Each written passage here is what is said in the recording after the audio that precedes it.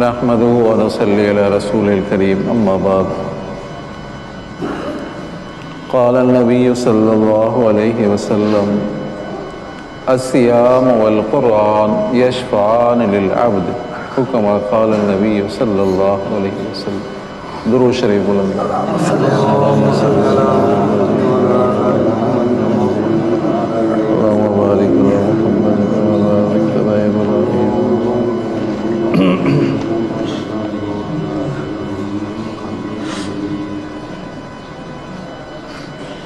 ماہ مبارک کی آمد ہے.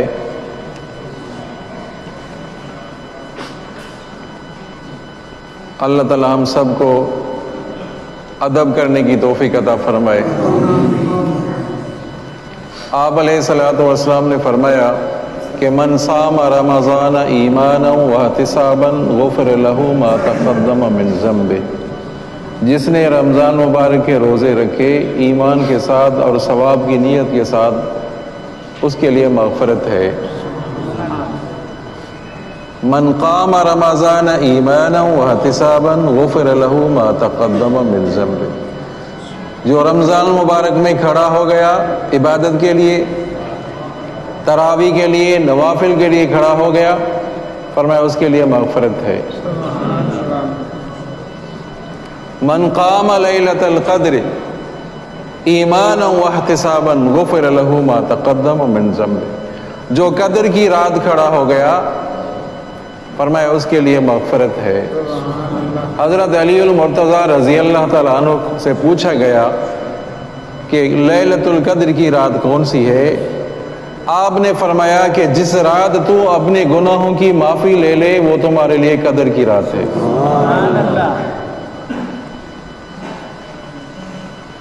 رمضان المبارک میں جہنم کے دروازے بند ہو جاتے ہیں اور جنت کے دروازے کھل جاتے ہیں.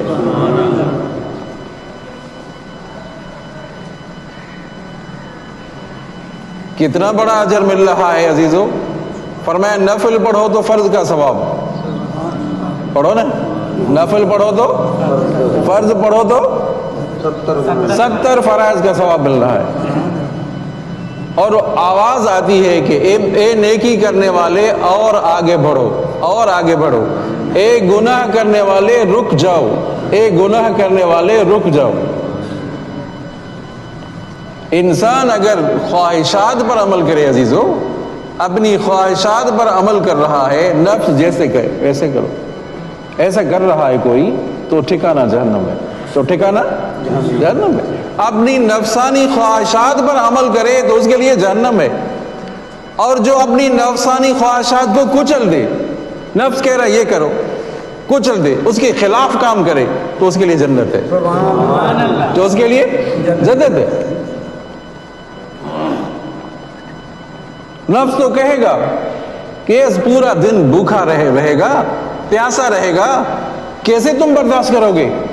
نفس تو کہے گا کہ کام بڑا ہے، کام بہت ہے، مزدوری کرنی ہے، سمجھا نہیں، 15 گھنٹے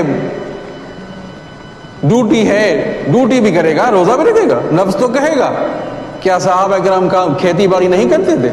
ہمارے آبا اور اجداد کھیتی باڑی نہیں کرتے تھے؟ کیا وہ روزے نہیں رکھتے تھے؟ پھر ہم کیوں بہانہ کرتے ہیں یہ؟ اور ہر آسائش بھی موجود ہے، پنکھے لگے ہوئے ہیں، سولر لگا ہوا ہے، سمجھا، پھر بھی ہم کوتاہی کریں. آپ علیہ الصلوۃ والسلام نے فرمایا جس نے رمضان المبارک میں ادب کیا، احترام کیا، اس کے لیے مغفرت ہے. جس نے کسی کو افطار کرایا اس کے لیے مغفرت ہے. روزے دار کے لیے تو فرمایا جب افطار کرتا ہے جو دعائیں مانگتا ہے اللہ تعالیٰ قبول فرماتے ہیں. مچھلیاں ان کے لیے دعائیں کر رہی ہیں، پرندے دعائیں کر رہے ہیں، اور فرشتوں کی ایک ایسی جماعت ان کو کہا جا رہا ہے کہ تم رک جاؤ، اپنی عبادت سے رک جاؤ، تمہاری عبادت فقط یہ ہے کہ میرے روزے دار دعائیں کریں اور تم آمین پڑھتے جاؤ. کیا چاہیے اور کیا چاہیے بتائیں؟ پھر بھی ہم روزہ نہ رکھیں، پھر بھی ہم مسجد سے دور. اور کتنی غلط بات ہے عزیزو، جو رمضان المبارک میں بھی دن کو یا رات کو ان بازاروں میں گھومتے رہیں اور شاپنگ کرتے رہیں. کیا کر رہے ہیں بھائی؟ شاپنگ کرنی، عید کی شاپنگ کرنی ہے. جو روزے رکھتے ہیں ان کو فکر ہی نہیں ہے، اور جو روزے دار نہیں ہے وہ شاپنگ کرتے، ان کو انتظار ہے کہ بھائی شاپنگ کرنی ہے مجھے. اللہ تبارک و تعالیٰ کی اتنی رحمتیں برس رہی ہیں عزیزو، ہم رحمت سے محروم ہو رہے ہیں. اتنی غفلت،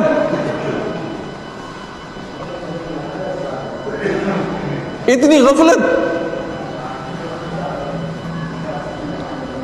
تو یہ عزم بالجزم کریں، یہ ارادہ پکا کریں کہ رمضان مبارک کا پورا احترام کرنا ہے اور پورے رمضان روزے رکھنے ہیں، جو پورے روزے رکھنے ہیں انشاءاللہ. اور یہ بھی کوشش کریں کہ دوسروں کو روزہ بھی رکھوانا ہے، یہ بھی کوشش کریں.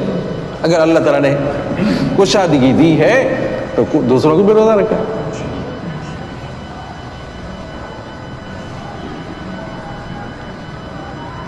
آپ صلی اللہ علیہ وسلم نے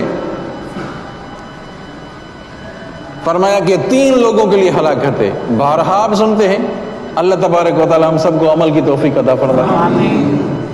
3 لوگوں کے لیے ہلاکت ہے. دوسروں تک باتیں پہنچائیں عزیزو، دوسروں تک باتیں پہنچائیں. جس نے والدین کا اکرام نہیں کیا، جنت میں داخل نہیں ہوا، اس کے لیے ہلاکت ہے. رمضان مبارک دیکھا اور جنت میں داخل نہیں ہوا، اس کے لیے ہلاکت ہے. آپ صلی اللہ علیہ وسلم کا اسم مبارک سنا اور درود نہ پڑھا، اس کے لیے ہلاکت ہے. یہ تو سنتے ہیں آپ، یہ تو احادیث 12 سنتے ہیں. جس نے رمضان المبارک دیکھا، کوئی عذر بھی نہیں تھا، کوئی مجبوری بھی نہیں تھی، بغیر کسی عذر کے رمضان مبارک گزر گیا، روزہ نہیں رکھا، احترام نہیں کیا، اس کے لیے ہلاکت ہے. توجہ کرنا، ایک اہم بات ہے، اور اہم بات میں آپ کو بتا رہا ہوں. آپ صلی اللہ علیہ وسلم جب طائف کے میدان میں ہیں، آپ صلی اللہ علیہ وسلم کے اوپر پتھر برس رہے ہیں، ہے نا؟ نالین مبارک میں خون آ گیا. آپ صلی اللہ علیہ وسلم وہاں تو بد دعا نہیں دی بد دعا؟ وہاں بد دعا دی؟ اتنی تکلیف دے رہے ہیں، پتھروں کی بارش ہو رہی ہے، خون مبارک نالین میں آ گیا، نالین بھر گئی، پھر بھی آپ صلی اللہ علیہ وسلم نے بد دعا نہیں دی. یہاں آپ نے بد دعا دی ہے، کیوں؟ کبھی غور کیا آپ نے؟ یہاں آپ صلی اللہ علیہ وسلم بد دعا دے رہے، وہ ہلاک ہو گیا. والدین کو دیکھا، فرما برداری نہیں کی، وہ ہلاک، اس کے لیے ہلاکت ہے. آپ صلی اللہ علیہ وسلم ممبر پر آئے، پہلا قدم مبارک ممبر پر رکھا، فرمایا آمین. پھر دوسرے پر قدم مبارک فرمایا آمین. پھر تیسرے پر قدم مبارک رکھا، فرمایا آمین. صحابہ کرام رضوان اللہ تعالی علیہم اجمعین نے پوچھا، یا رسول اللہ پہلے تو ایسا نہیں ہوا کہ آپ نے آمین کہا ہو؟ آپ صلی اللہ علیہ وسلم نے فرمایا کہ جبرائیل امین آئے، اور جبرائیل امین یہ پیغام لے کر آئے کہ 3 لوگ ہلاک ہو گئے. 3 لوگ ہلاک ہو گئے. جب حضرت جبرائیل امین نے فرمایا 3 لوگ ہلاک ہو گئے، تو میں نے ان کے اوپر کہا آمین. کیا مانا؟ ہلاک ہو گئے، مہر لگ گئی. ہلاکت میں شک، ہلاکت میں شک نہیں ہے. والدین کو دیکھا، موقع تھا، فرما برداری کرتا، جنت چلا جاتا، جنت چلا جاتا. والدین کو دنیا میں دیکھا، خدمت نہیں کی، فرما برداری نہیں کی، اس کے لیے ہلاکت ہے، اس کے لیے ہلاکت ہے. کیا مانا؟ آپ صلی اللہ علیہ وسلم، کیا جبرائیل امین کی بد دعا کم تھی کہ آپ صلی اللہ علیہ وسلم نے بھی اس کے اوپر آمین فرمائی کہ ان کے لیے ہلاکت ہے؟ کیا مانا؟ اس نے حقوق العباد میں کوتاہی کی ہے. باپ مزدوری کرے، باپ بیٹا بیٹھا رہے، ماں کام کرے اور بیٹی بیٹھی رہے، ایسا ہے نا؟ دیکھ رہے ہیں آس پاس میں، دیکھیں بہت سے ایسے نوجوان ایسے بڑے فخر سے کہتے ہیں میرا باپ کام کر رہا ہے، خود بیٹھا ہوا ہے، پرواہ نہیں ہے۔ یہ اشارہ اس طرف تھا، ہلاکت اس وجہ سے اس طرف اشارہ تھا کہ حقوق العباد میں انہوں نے کوتاہی کی ہے، اس کے لیے ہلاکت ہے۔ دین فقط نماز کا نام نہیں ہے، توجہ کرنا، تو فقط روزے کا نام نہیں ہے، دین حقوق العباد کا نام بھی ہے۔ چلو سبحان اللہ، حقوق العباد کا نام بھی ہے، حقوق اللہ بھی ادا کریں، حقوق العباد بھی ادا کریں۔ ایک طرف توجہ، حقوق اللہ کی طرف توجہ، نماز پابندی کے ساتھ پہلی صف میں نماز، حقوق العباد کی طرف توجہ ہی نہیں ہے۔ والدین کے کیا حق ہیں اس طرف توجہ ہی نہیں ہے، پھر اولاد کے کیا حق ہیں اس کی طرف توجہ نہیں ہے۔ ہم یہ تو کہتے ہیں بھائی بیٹا نافرمان ہے، اب کبھی ہم نے یہ سوچا کہ بیٹے کا حق بھی ہم ادا کرتے ہیں، اولاد کا ہم حق ادا کرتے ہیں؟ کبھی یہ سوچا؟ پھر اولاد کو بد دعا دے دو، باپ ہو کر والدین ہو کر اولاد کو بد دعا دے دے، کتنا بڑا گناہ ہے عزیزو، کتنا بڑا جرم ہے کسی کو بد دعا دینی۔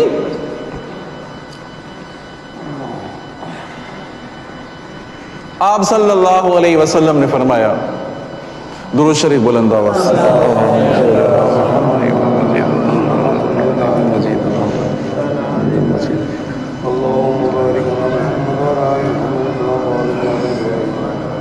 بہترین عبادت کون سی ہے؟ صحابہ کرام نے پوچھا یا رسول اللہ بہترین عبادت کون سی ہے؟ آپ صلی اللہ علیہ وسلم نے فرمایا کسی مسلمان کے دل میں خوشی ڈالنا، کسی مسلمان کو خوش کرنا، یہ بہترین عبادت ہے۔ توجہ کرنا عزیزو، یہ جو ہم ایذا پہنچاتے ہیں، یہ پڑوسیوں کو ایذا، اپنے بہن بھائیوں کو ایذا پہنچاتے ہیں، وہ غور کریں۔ آپ صلی اللہ علیہ وسلم نے فرمایا کسی کے دل میں خوشی ڈالنا یہ بہترین عبادت ہے۔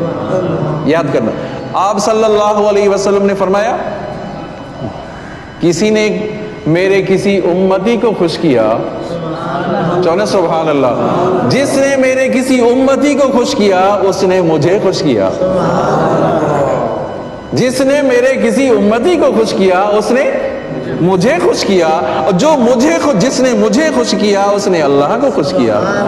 جو اللہ کو خوش کرے گا اللہ اس کو جنت میں داخل کریں گے۔ یاد کرو گے حدیث؟ کون کون یاد کریں گے؟